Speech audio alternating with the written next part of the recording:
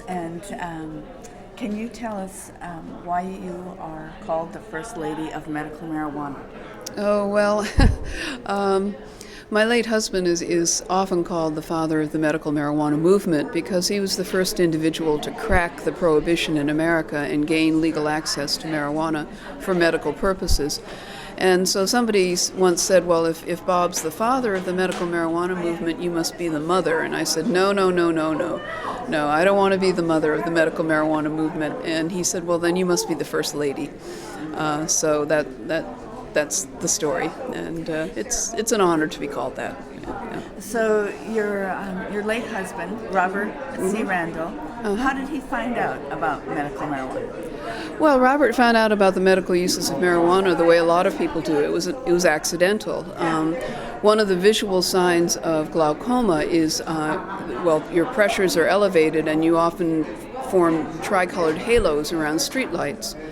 And one night after his diagnosis, he was in his apartment and he looked out the window and there were the lights around, the tricolored halos around the street lights, and he knew what that meant. And a newfound friend, he just moved to Washington, D.C., and a newfound friend had just given him a marijuana cigarette. So he lit that up and he settled down to relax and listen to some music, and he got up a short while later and looked out the window and the tricolored halos were gone. And he said he put it together immediately what had happened. And, in retrospect, now that we're 40 years on now, and we have a lot more knowledge than we did then, what he realized was his endocannabinoid system had been activated.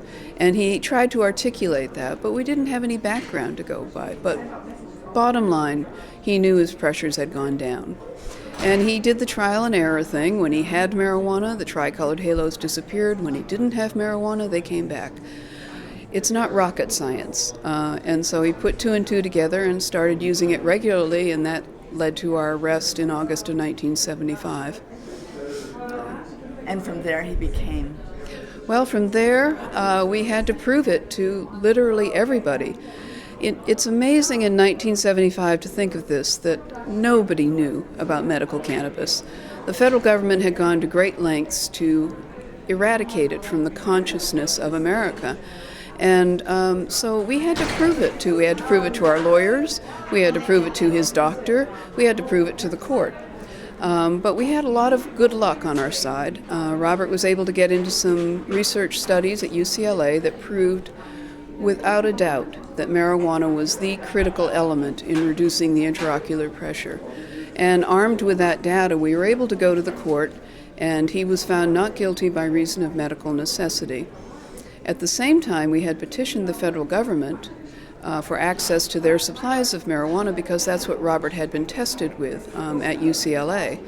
And that petition was successful at relatively the same time that the court decision came down. And that became big news, really big news, in 1976. And Robert became a celebrity. He was the only individual in the United States of America to legally be allowed to smoke marijuana. And so that was big news in 1976. And one thing led to another, and a movement was born. Well, and fortunately for us, and that has ended up with the American Cannabis Nurse Association. Yes, it has. Robert and I worked together on the medical cannabis movement for 25 years before his death in 2001. And after he died, I needed to take a break, and I wanted to go into something different. And I became a nurse. I wanted to work in hospice, and I had to become a nurse to do that, and so I became a nurse, and I worked as a hospice nurse for 6 years. And then I retired in 2012, and I got an invitation to speak at a medical cannabis event, and that sort of brought me back into the movement. And then in 2014, I went to the Patients Out of Time conference in Portland, Oregon, where I met my old friend Mary Lynn Mathry again, who is a registered nurse and one of the founders of American Cannabis Nurses Association. And she said, "Hey, Alice, you ought to be on the board of this group." And I'm glad I said yes. It's really an honor to be a part of this association that I feel will outlive me and outlive all of us, because nurses have an extremely critical role to play in the medical cannabis issue. And how many nurses are there right now? We have close to 400 active members in the association. That's almost triple of what we had just about a year ago. And as the movement is going forward, as more and more states become legalized, nurses are just hungry for information. And I think in the next year we're probably going to double again.